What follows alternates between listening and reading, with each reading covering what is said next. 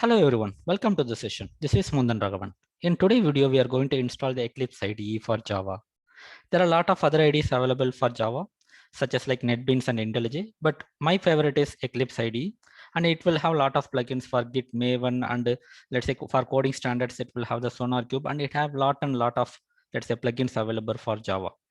In simple, it will allow you to code very faster, very simply, and it will give a lot of suggestions to have the coding standards as well. So let's jump into the official site to install the Eclipse. The official site would be like eclipse.org downloads, and you can download directly from here. Download 64-bit, and if you click on that, it will download the exe. Just to avoid the time delay, I have already downloaded the Eclipse IDE. So just go to the folder once you download. So it will be a exe file. Double click.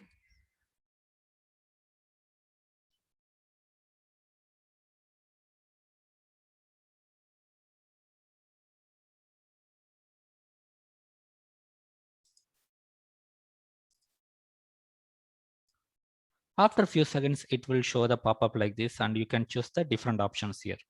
Generally, people in the starting stage, they will be using Eclipse IDE for Java developers, but I would prefer just to install Eclipse IDE for enterprise Java and web development. Because in later stage, if you just jump into the different framework like Spring framework, or if you want to integrate with the Maven build tool, so that time again, you need to do the steps again and again for the different areas. So rather than going to that level, you will install directly the Eclipse IDE for the enterprise application.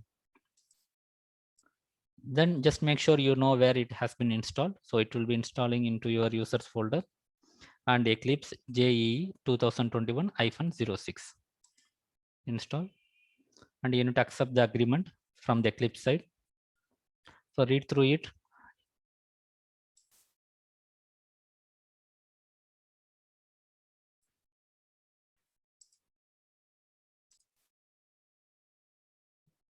Let's say after 5 to 7 minutes, it will be launching your Eclipse installer. It might be varying with the different people based on the network. So once you have seen this launch button, you can click on this and you can see the Eclipse IDE.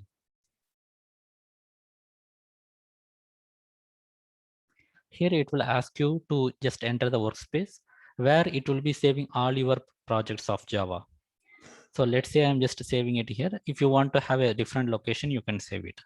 I'm going with the default, so just click on launch.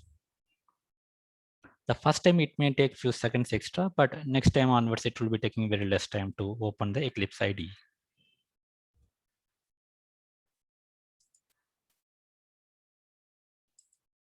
Okay, we have the startup here.